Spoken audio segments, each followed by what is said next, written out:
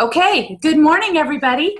Bright and early on a Saturday morning in California, at least. Some of you are joining us from other parts of the country, but it's 7:30 a.m.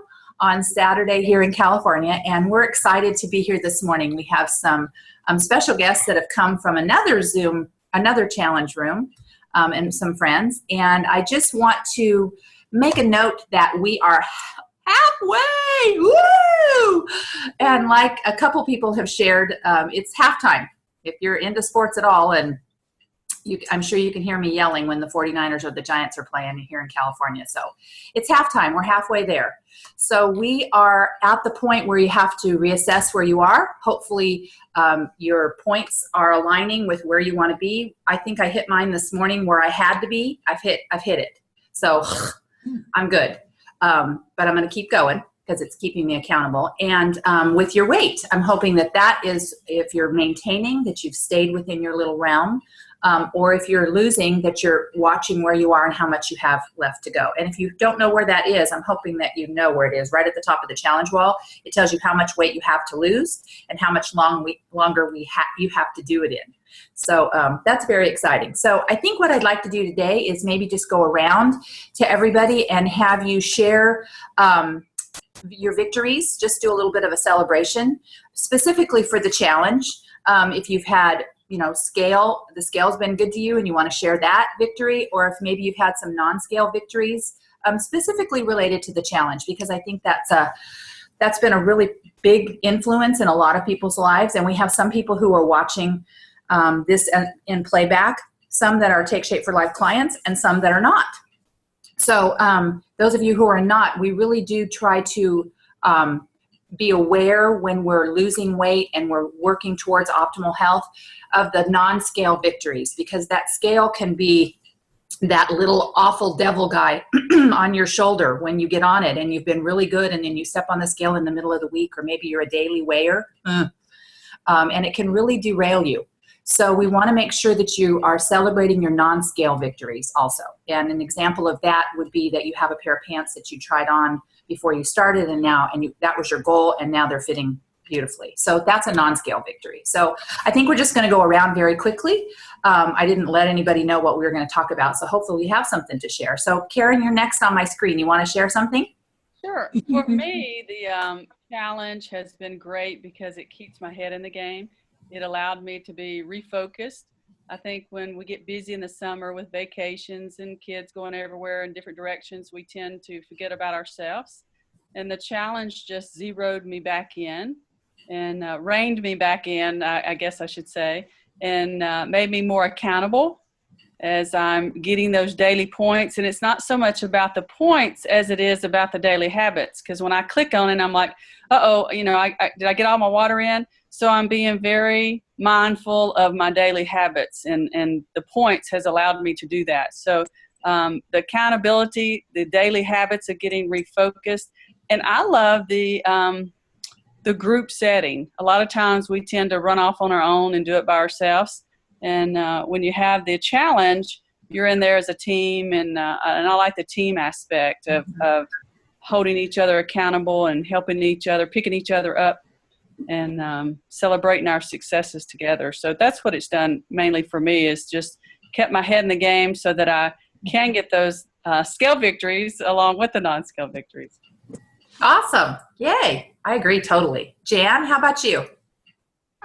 Well, I feel the same way as Karen does about the accountability. And one thing that I've really enjoyed are the daily readings and the webinars, because the information in those is so outstanding. And even if I'm very familiar with some of it, because I am a Take Shape for Life client, it's just been really great to read those again and really think about them. And I've enjoyed sharing some of those on Facebook and just hoping to, be helpful to friends who might, want a little inspiration. The other thing I've really liked, I just love the team feeling and the camaraderie that we feel. I feel like I'm not doing it by myself.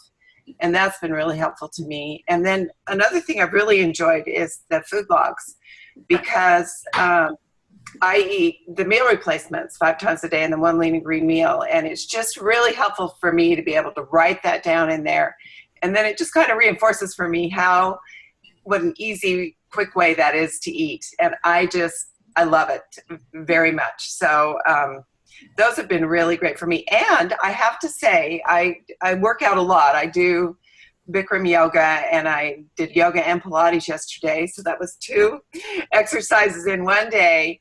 But I love the workout videos. They are so great. And I'll stand up right here by my computer and just do them along with that really cute woman who's, wow, is she, the fruits of her labor show. Because if we do them, we're going to look like her, right?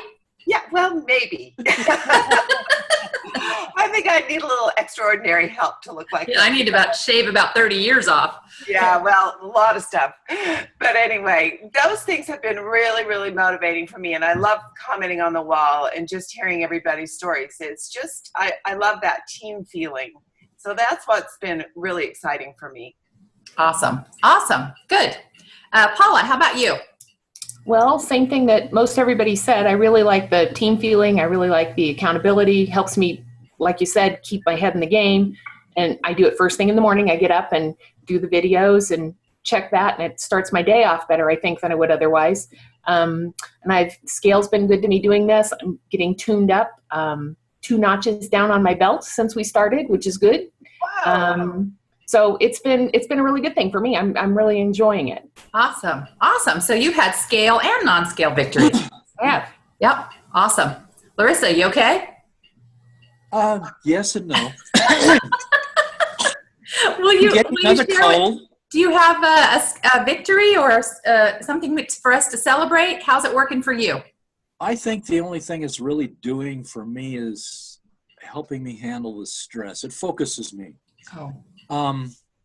It's been a very stressful month. It's been a very stressful 2 months, really, but this has been a very stressful month for me, and it's kept me on track.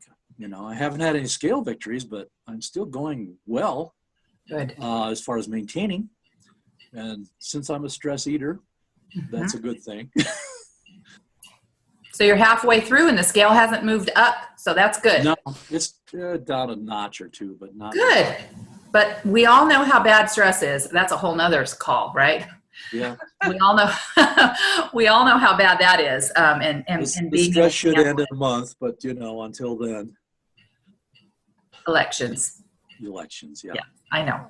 Larissa's very involved. She's political figure in her place in Wyoming. So she's very involved, very involved, and very, very stressful. I know how stressful that is around election time, and I'm not even involved in it. Well, you know, every event you go to has food. Everything has food. Yep. Especially cookies and treats and stuff like that. Yeah. And Good for you. It's hard just to walk past the table. Mm-hmm. When you're stressed. Yes. Yeah. Yeah. Really good point. Really good point. Okay. Yay. Good job. A couple of things I wanted to talk about today.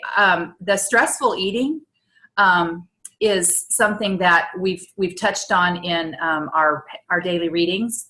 But I also wanted to point out, last week our call was a little abbreviated, and I apologize. I apologize to our poor teams. I am Zoom challenged. So I'm hoping that this one is all good. But last week we had a really great call, and we talked about Dr. Anderson, because we have many people who are in the challenge who are not associated with a health coach, helping them reach optimal health and helping them with putting tools in their tool belts. And one of those tools is Dr. Wayne Scott Anderson's Habits of Health.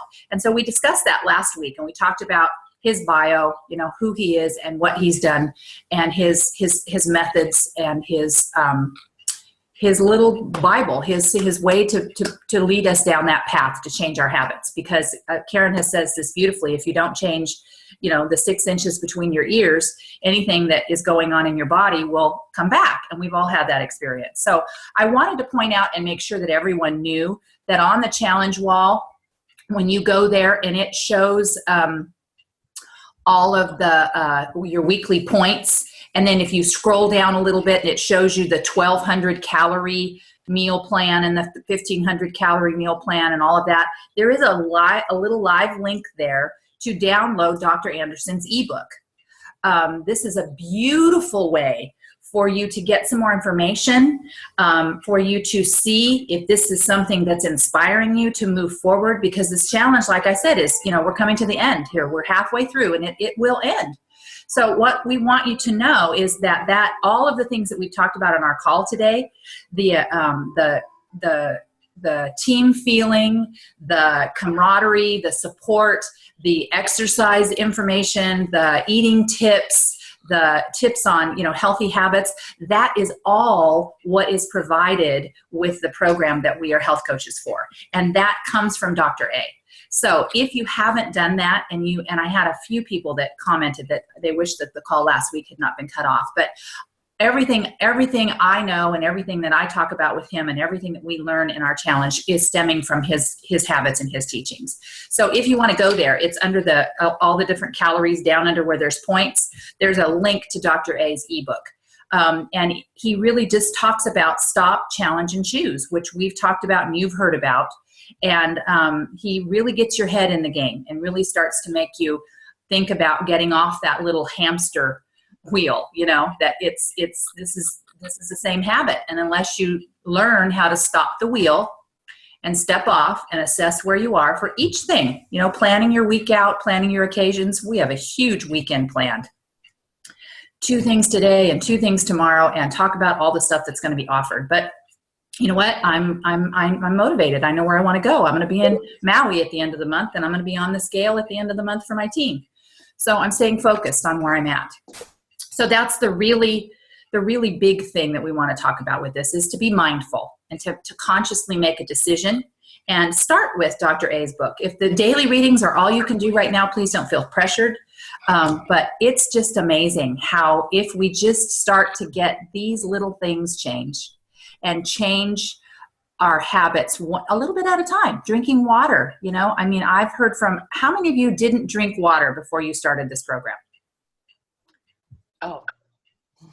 Yeah, you did. Well, Karen's an athlete. Athletes have to, or they'll die.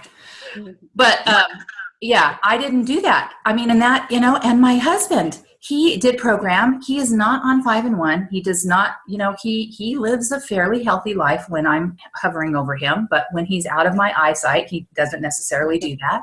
But he eats breakfast every morning. And that's a habit that he started because of this program. And that's a huge habit to start. Whether it's a ready-to-drink shake or something that's going, he still does that. So if you see how over this 6-week time, you're going to have ingrained a new habit a little bit at a time, and whatever it is, that's what we're after. We're after that habit one at a time changing. And that is what changes this. And then that instills stability and keeps the weight off for the long term.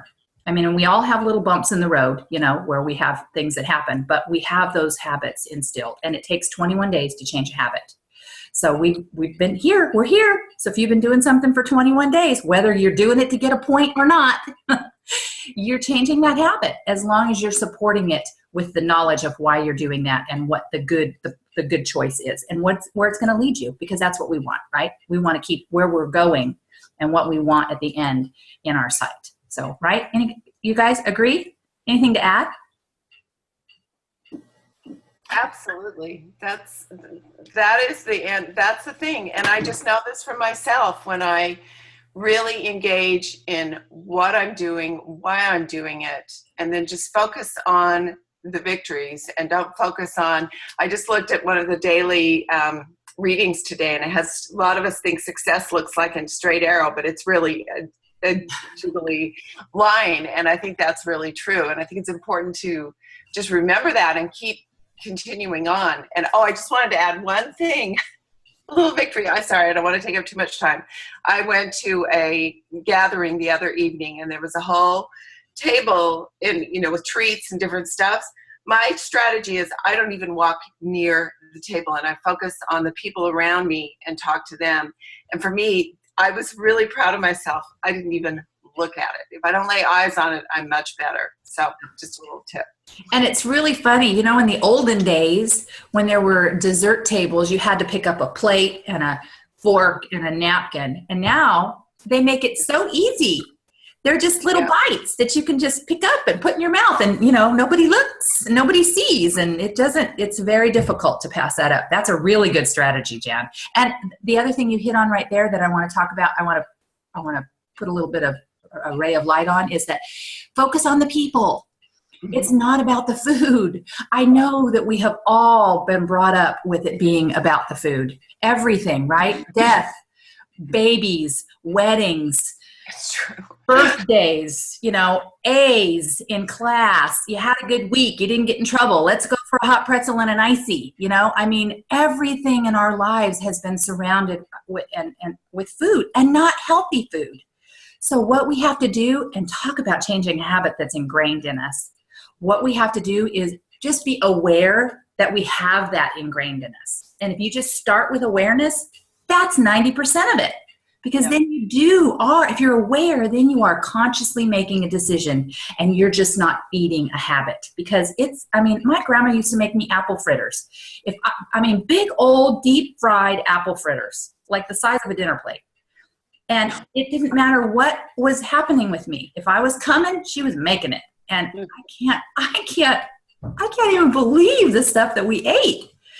And just that change in what I am aware of, and making it about the people and not good morning, making it about the people and not about the food, is just a huge, huge change in our habits that will help us a lot. Good morning, Anne. You there? We're going to say good morning. Good morning, Anne. Can you hear us? Yes, I can hear you. Awesome. We were just sharing, we're halfway through the challenge, and we were just sharing something that's been really positive for us over the last few weeks. Anything, you have a takeaway, a good thing that's been happening in your life with the challenge? Just accountability for sure. Did I drink my water? Did I go take my dog for a walk, or grab my kids and go? So it's been accountability for sure. Good. It's Karen. Your little thing says Ann, but you're Karen, aren't you? It's A&M. It's just the email thing. I think. I got it. It's my Karen. computer. It's for my computer. She's in my neck of the woods. I recognize her voice. Yeah, I think the accountability has been a huge thing. I think that I agree with that. And water, are you a water drinker normally, Karen? I am. I worry because my job has a schedule. So if I drink a whole bunch right now, am I going to? So I definitely am adding that to my schedule, making sure that I make time for that. Good. And I think one of the readings that we had was teaching you also that once you start to get into that habit, if you can get that 80 ounces in the first 2 or 3 days, then you'll push through having to go to the bathroom all the time. You can push through those 3 days and kind of plan out your 3 days so that because we're on a bell system. Karen works at the site that I work at, and we're on a bell system. Talk about the bell for the rat. Teachers can't pee unless the bell has rung. So it's very difficult to get a lot of water in. It really, really is. And I even did that this morning. We're going to be in the car driving, and I'm thinking to myself, okay, I stood at the sink at 32 ounces because I have a couple of hours before I'm going to get in the car. But again, it's that being aware, right? And being purposeful and thinking in the long term, and not very far away, just today, planning out what's going to happen, where I'm going to go, what food's going to be available, how I'm going to get my water in, all of those things. If you just flip those little switches and start to be aware of your surroundings, it's an amazing transformation. So, well, I'm going to stop recording because we've been on for 20 minutes, and I have promised that I wouldn't have it be more than that. But we can stay on and chat if we want to. But I am thrilled. Again, we're halfway through, you guys, and I promise this one's going to come up, and you're going to be able to get your points. And I hope to see more of you on next Saturday morning at 7:30. And I thank my friends from other rooms that have come in to support us and to share their triumphs. And I'm looking forward to everyone's success. And I'll see you on the challenge wall. Bye, everybody.